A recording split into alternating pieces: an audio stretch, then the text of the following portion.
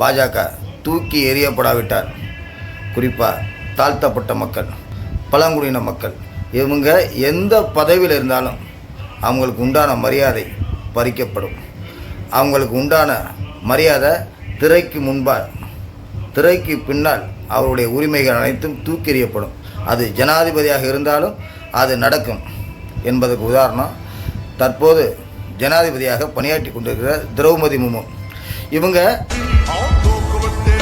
பிரதமர் மோடி அமர்ந்திருக்கிறார், அத்வானி அமர்ந்திருக்கிறார். அத்வானிக்கு பாரத ரத்னா விருது கொடுக்க ஜனாதிபதி மாளிகையில் ஏற்பாடு செய்யப்பட்டு விருது கொடுக்குறாங்க.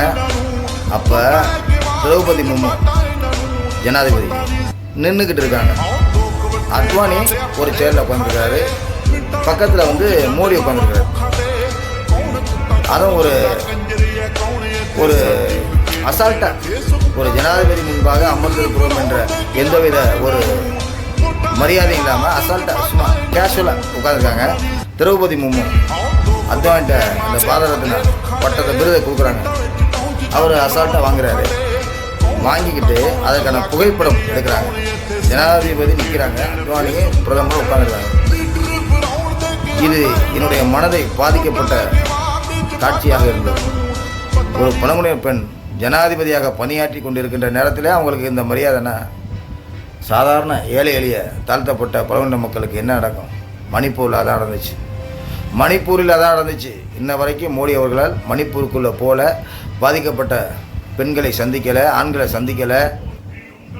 ஒரு இராணுவ வீரருடைய மனைவியின் பிறப்புறுப்பு சிதைக்கப்பட்டுச்சு, அதுக்கான இதுவரைக்கும் விடை தெரியலை, வழக்கு என்னாச்சுன்னு தெரியலை.